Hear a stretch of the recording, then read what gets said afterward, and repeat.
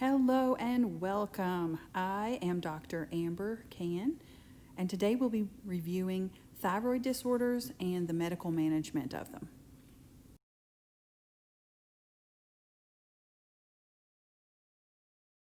Before we talk about thyroid disorders, it's important to understand the hypothalamic pituitary axis. You can think of the hypothalamus as the puppet master of the brain. It sends signals to the pituitary and tells it which hormones and how much to secrete. The pituitary then in turn secretes thyroid stimulating hormone if the hypothalamus indicates that it should, and then thyroid stimulating hormone says to the thyroid gland to secrete thyroid hormones, both T3 and T4.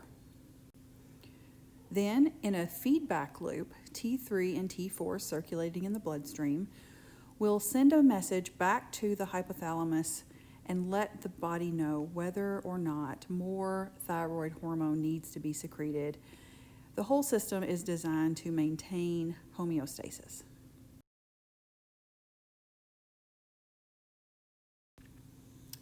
Driven by signals from the pituitary, the thyroid produces, stores, and secretes two different thyroid hormones. One is T3 and one is T4. T3 is more potent than T4. T4 is produced by the thyroid and then converted to T3. A key component in this process is iodine. We usually get enough iodine in our diet to make this system work. And we get that iodine in the form of iodized salt. In the days before we had iodine added to our salt supply, it was pretty common for people to have goiters, which is a sign of low thyroid hormone production. Now, there are many reasons why someone's thyroid might go into overproduction of thyroid hormone. There could be a tumor on the thyroid that produces excess hormone. There could be too much signaling coming from the pituitary or too much signaling coming from the hypothalamus. If the patient develops this condition, the patient has hyperthyroidism. Some of the hallmark signs of this are enlarged thyroid, pretibial myxedema, and exophthalmos. I'll show you a photograph of those in a moment. The symptoms experienced by people that have hyperthyroidism are tachycardia, weight loss, heat intolerance, diarrhea, anxiety. And some of the common causes, in addition to a tumor, could be Graves' disease or toxic adenoma. Here are some of the signs that you may see in a patient that has hyperthyroidism.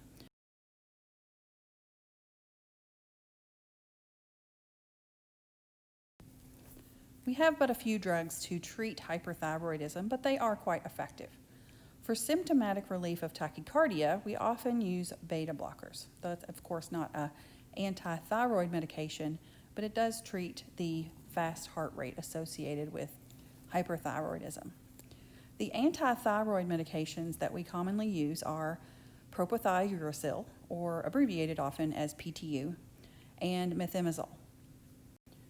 Radioactive iodine is also an option for treating certain types of overproduction of thyroid hormone, and certainly if medication management is not an option, the patient may require surgery.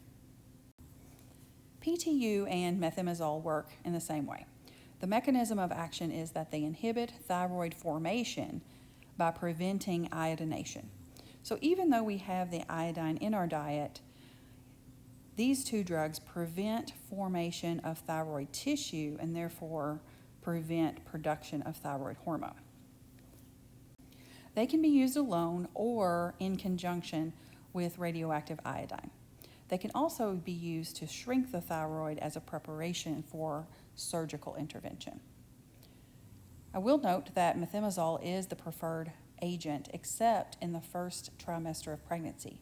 In that case, we use PTU. Patients often experience gastrointestinal discomfort in the first few weeks when starting PTU or methimazole. They may also feel a fever, experience a rash, or joint pain, but those tend to stabilize after a few weeks. The serious side effects I want you to know about specifically are agranulocytosis. That typically develops in the first 3 months of therapy, and then hepatotoxicity. PTU is more likely to cause hepatotoxicity than methimazole, but for both drugs, you do need to monitor liver function tests in the patient for 6 months after starting therapy. Now let's transition to talking about hypothyroidism. That is the case where the body does not get enough thyroid hormone from the thyroid. Hallmark signs of this condition are dry skin, hair loss, bradycardia, myxedema, and peripheral edema. Patients also may complain about brain fog, memory problems, feeling general fatigue. They also will tell you that they're very cold intolerant, they're constipated, they've gained weight, and they may even have irregular or stopped periods. Some of the common causes of hypothyroidism are autoimmune disease, such as Hashimoto's, and there could be no known cause. Again, we have but a few medications that treat hypothyroidism, but the ones we have are very effective. The first drug that was used for this condition is desiccated thyroid. It was derived from pigs or cows. As technology advanced, we were able to synthesize T3 and T4 hormone, and that is the first-line treatment for us today. Synthetic levothyroxine, or T4, is the gold standard of treatment for hypothyroidism. Some of the brand names of this medication are Synthroid, Levoxyl, and Unithroid. When we begin a patient on T4 levothyroxine therapy, we want to monitor their TSH levels and T4 levels every 3 to 6 weeks until their levels have stabilized. The patient should take the medication on an empty stomach about 30 minutes prior to any food. And it should be noted that milk, certain foods, and acids and iron can impair absorption of T4. This is the preferred agent in pregnancy. However, if a patient is taking too much, the patient may experience tachycardia, insomnia, and over the long term, a very high dose could put the patient at risk for osteoporosis. There is a T3 product on the market called liothyronine.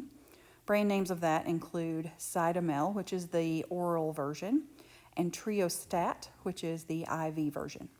The IV version is only used for myxedema coma, so very few cases of use for that except in an emergency situation.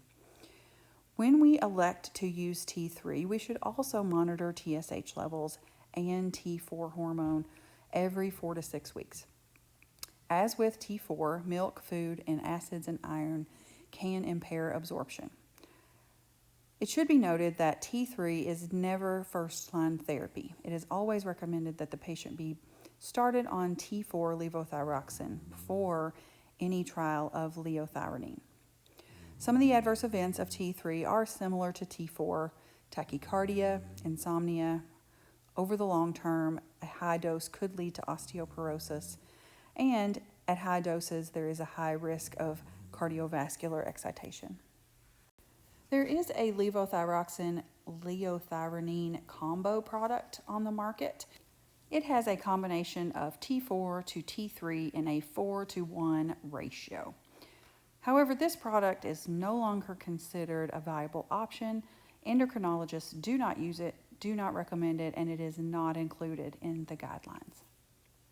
The last product you may see is called Amber Thyroid, or desiccated animal thyroid. It has a variable mix of T3 to T4 from lot to lot. It's usually derived from cow or pig sources.